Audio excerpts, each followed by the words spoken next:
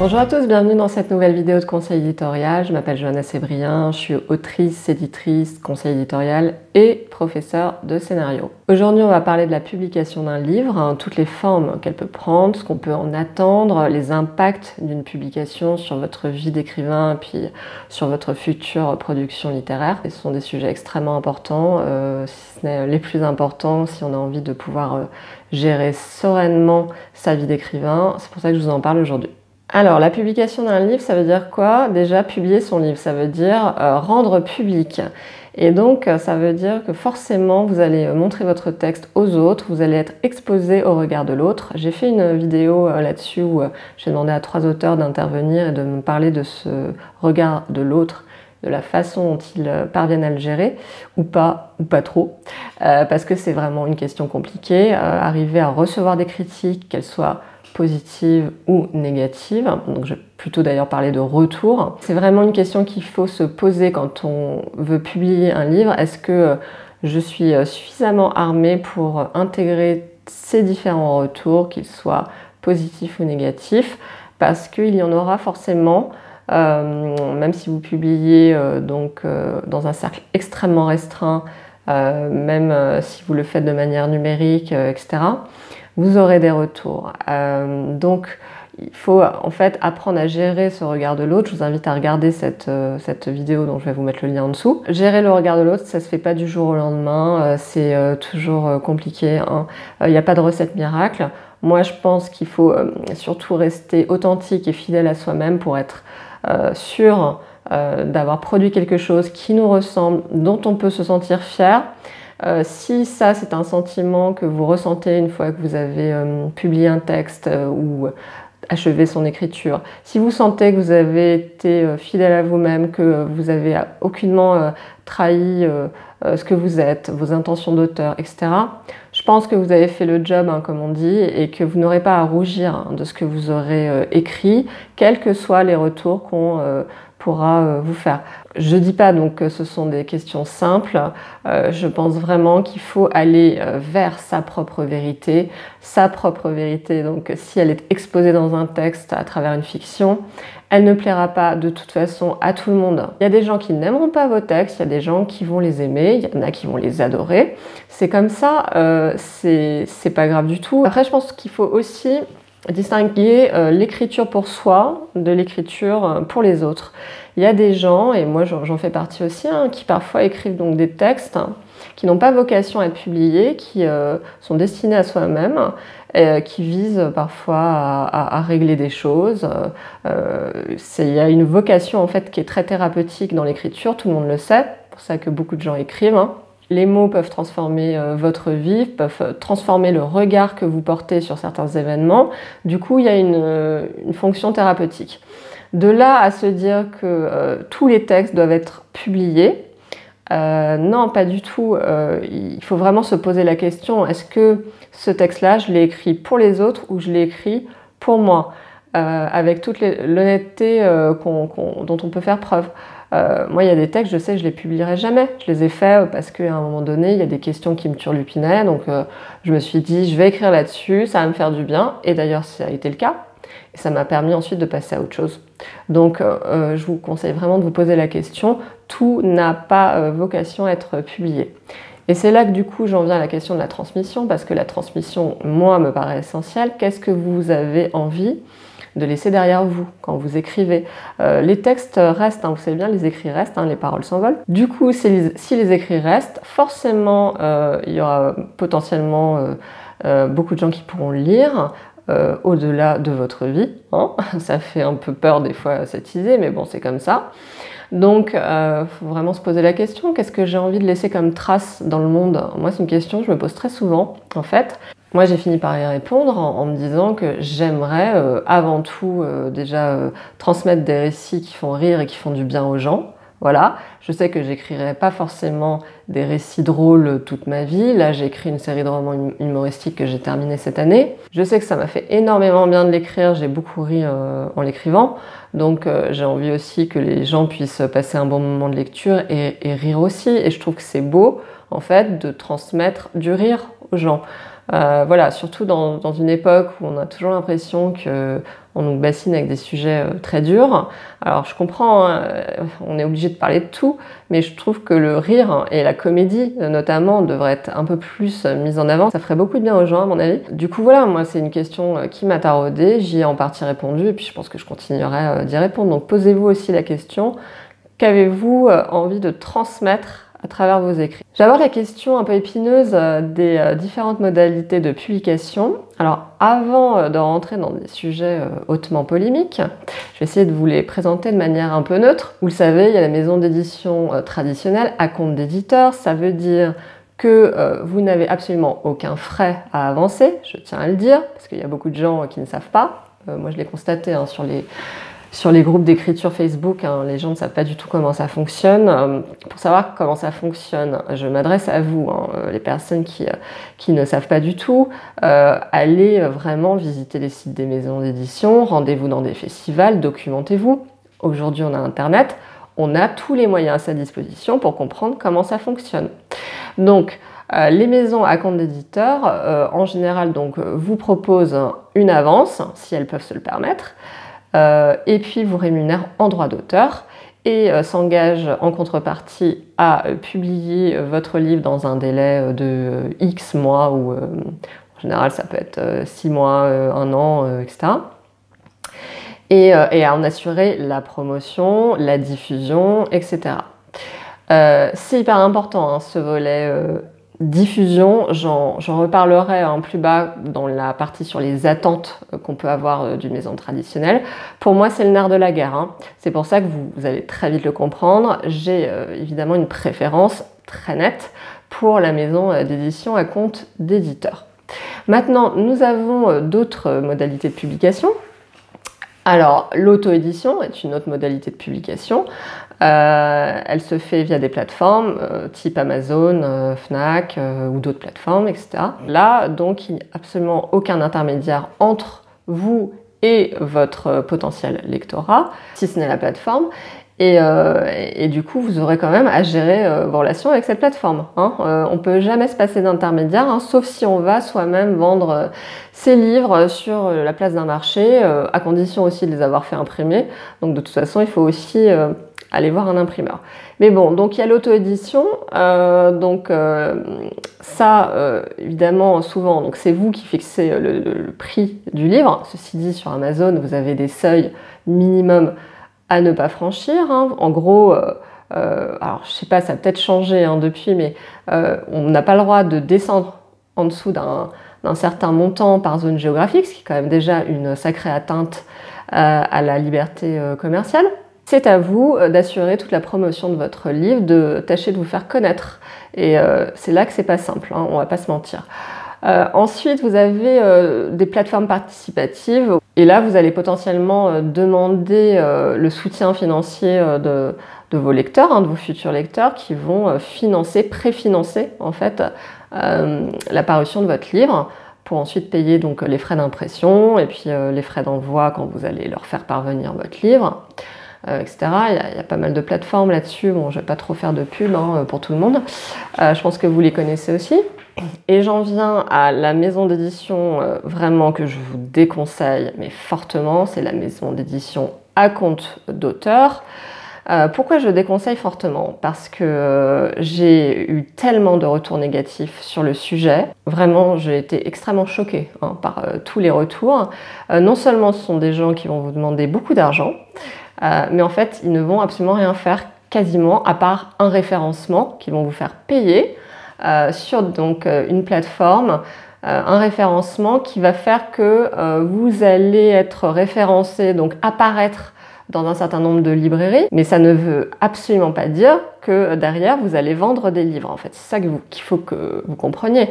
Le référencement, déjà, c'est quelque chose que vous pouvez faire gratuitement, tout seul, et oui, via une plateforme notamment qui s'appelle Dailycom. Voilà, je donne la petite astuce. Donc vous pouvez vous référencer votre livre auto-édité par exemple hein, via Dailycom. Moi c'est ce que j'ai fait hein, quand j'ai commencé à auto-éditer ma série de romans humoristiques. Donc c'est absolument gratuit. Et ensuite vous allez apparaître sur plein de sites de libraires parce que tout ça, ça se fait de manière automatique. Donc des maisons à compte d'auteurs qui vous font croire qu'elles vont vous assurer un service éditorial, qu'elles vont assurer la promotion de votre livre et qu'elles vont vous aider en fait à le vendre, c'est n'importe quoi, n'importe quoi. Donc j'ai vu aussi des maisons qui s'engageaient en gros à préserver votre droit moral, en gros à respecter la loi, c'est-à-dire à ne pas tordre votre texte. Mais j'avais répondu à cette remarque dans les commentaires d'une de mes vidéos, mais heureusement j'ai envie de dire qu'ils respectent la loi. Enfin, vous vous rendez compte qu'il y a des maisons qui osent quand même vous dire, en gros, je m'engage à respecter la loi. Alors elles ne le disent pas comme ça, elles disent nous nous engageons à respecter le droit moral de l'auteur. Et encore heureux. Encore heureux. Donc vous voyez, je suis un peu épidermique sur le sujet parce que je pense vraiment que c'est une plaie. Voilà, ce sont les maisons qui sortent dans les premiers résultats de recherche. Et pourquoi c'est une plaie? Parce que y a beaucoup de gens qui tombent dans le panneau en fait. Moi je l'ai vu dans les groupes Facebook. Les gens qui pensent vraiment qu'il s'agit d'une maison d'édition. Non, c'est un prestataire de service, tout au plus, et encore. Donc je vous déconseille fortement, n'allez pas perdre 1000, 1500, 2000 euros à payer du vent. Voilà, clairement. Vaut mieux, je pense, se lancer dans l'auto-édition si on a envie de se passer des éditions traditionnelles ou si on y est contraint, bien sûr. C'est là que j'en viens aussi à la question de vos objectifs d'auteur. Faut que vous sachiez quelque chose quand même, c'est que évidemment, quand on ne passe pas par une maison d'édition traditionnelle, on n'est pas reconnu en tant qu'auteur. C'est comme ça, quand vous êtes auto-édité, on sait très bien que votre texte n'a été validé par personne. Donc s'il n'a été validé par personne, ça jette une suspicion sur sa qualité.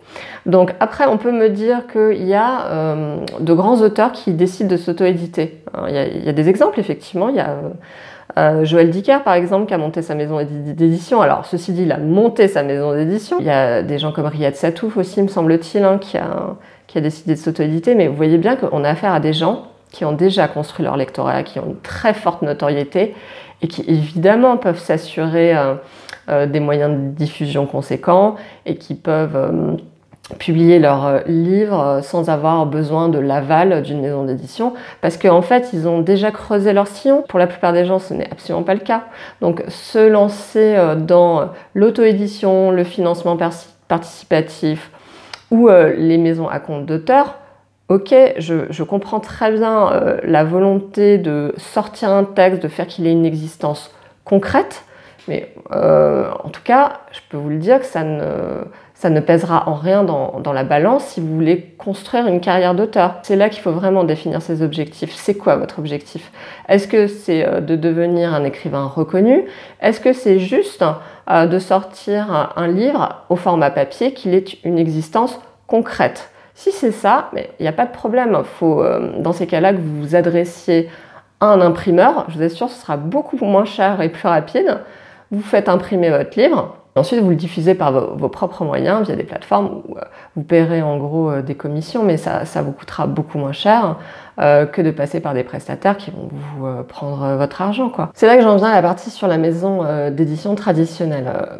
C'est quoi l'intérêt vraiment de se faire éditer dans une maison traditionnelle? Alors, je redis ce que j'ai dit, c'est déjà d'assurer sa crédibilité en tant qu'auteur, parce que oui, le monde est ainsi fait. Tant que vous n'avez pas un label d'une maison d'édition traditionnelle qui est un petit peu reconnue, ça va être très compliqué pour vous de vous vendre en tant qu'auteur auprès de ces mêmes interlocuteurs si vous avez d'autres textes ensuite. Vous pouvez très bien vous auto-éditer, il n'y a pas de problème, mais ensuite, je vous déconseille vraiment de faire valoir ça auprès d'éditeurs traditionnels qui s'en fichent éperdument. Vraiment, ça va peut-être vous choquer, mais ça n'apporte rien puisqu'il n'y a aucune crédibilité associée à l'auto-édition. Donc encore une fois, c'est pas moi qui définis les règles, c'est comme ça que ça fonctionne. Maintenant, la maison traditionnelle, évidemment, elle va vous apporter un regard professionnel. C'est vraiment une énorme différence, je peux vous assurer, quand vous tombez sur des éditeurs compétents, et il y en a beaucoup, des gens qui vont savoir comment vous orienter dans un texte, faire sortir des choses qui ne sont pas forcément sorties au moment où vous avez présenté un projet qui en réalité est presque abouti mais pas totalement abouti. Il y a tout un travail à faire jusqu'à la sortie de l'objet livre. Et ce regard affûté de quelqu'un qui a énormément lu, qui va savoir vous orienter, je peux vous dire que ça n'a pas de prix. Les gens qui passent par l'édition traditionnelle le savent. Donc ça, c'est vraiment sur le volet éditorial. Je sais bien qu'il y a des maisons qui prennent moins le temps de le faire, qui sont plus axées peut-être sur la partie commerciale ou marketing. Si vous tombez sur une bonne maison, et c'est là que j'en reviens au choix de la maison, c'est extrêmement important, hein. Vous pouvez avoir une excellente maison et un éditeur qui ne va pas faire ce travail, et vous pouvez avoir une petite maison qui ne paie pas de mine, mais où l'éditeur va être extrêmement compétent et va vous apporter un vrai regard sur votre texte. Donc déjà, ça c'est la partie conseil éditorial qui est pour moi hyper importante. Moi, en tant qu'éditrice, je peux vous dire que je suis totalement dans ce travail-là. Et pour moi, c'est le cœur de mon métier, en fait, hein, tout simplement. Après, j'ai pas une maison d'édition à gérer, hein, je travaille pour le compte d'une maison d'édition, donc j'ai cette chance aussi de ne pas avoir tous les aspects marketing, commerciaux à gérer quand je travaille avec des auteurs. Et donc du coup, moi, je peux me concentrer sur ce volet conseil éditorial. Ensuite, la maison traditionnelle, évidemment, elle va vous apporter une expertise au niveau commercial, au niveau marketing. La partie commerciale, la partie diffusion, je peux vous dire que c'est le nerf de la guerre. En France, on a un réseau de libraires extrêmement développé. On a des gens qui peuvent être vraiment des relais de vente, hein, tous les libraires. Hein. À partir du moment où un libraire a un coup de cœur sur votre livre, je peux vous dire que les libraires en France connaissent souvent très bien leur clientèle, qu'ils sont extrêmement prescripteurs de livres. Donc il suffit que vous ayez une dizaine de librairies qui plaident pour votre ouvrage et en fait du coup les ventes peuvent décoller. Donc il y a tout un maillage comme ça qui va vous aider à vendre votre livre. Quand vous êtes tout seul en auto-édition ou sur d'autres plateformes, c'est très compliqué, c'est à vous de faire tout ce travail. Je ne parle même pas des relations aux médias qui sont totalement inexistantes hein, quand on fait de l'auto-édition, sauf si on a des contacts personnels, etc. Mais pour la plupart des gens, ce n'est pas le cas.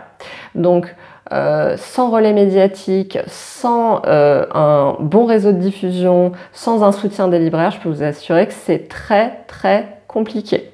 C'est pour ça que la maison d'édition traditionnelle, à mon sens, pour ça, n'a pas de prix, parce qu'en fait, les libraires l'ont parfaitement identifié, et forcément, s'ils aiment le livre aussi, ils peuvent vraiment mettre en avant la parution et du coup décupler vos ventes. C'est pour ça qu'il faut faire attention aussi, évidemment, hein, où on va. Aujourd'hui, on a vraiment les moyens de savoir à qui on s'adresse, de savoir comment les éditeurs fonctionnent, de savoir comment ils gèrent leur collection. Je vous invite encore une fois à lire beaucoup d'articles sur le sujet, à regarder des vidéos sur YouTube avec le Salon du Livre, par exemple, de Paris, qui enregistre beaucoup de vidéos où les éditeurs racontent en fait comment ils fonctionnent. Tout ça avant, ça n'existait pas. Donc aujourd'hui, on a ce moyen justement d'apprendre à connaître les éditeurs. On peut pas toujours, hein, bien sûr, il y a des éditeurs, vous trouverez jamais d'interview dessus. Hein. Ça, je peux vous dire, je ne dirai pas lesquels, mais j'en ai cherché parfois, vous trouverez rien. Moi aujourd'hui j'ai tendance à privilégier du coup ceux sur lesquels je pourrais trouver des informations parce que je sais à quel point c'est important justement de choisir la bonne maison, de bien s'entendre avec son éditeur. Je vous conseille vraiment de prendre beaucoup d'informations sur ce sujet.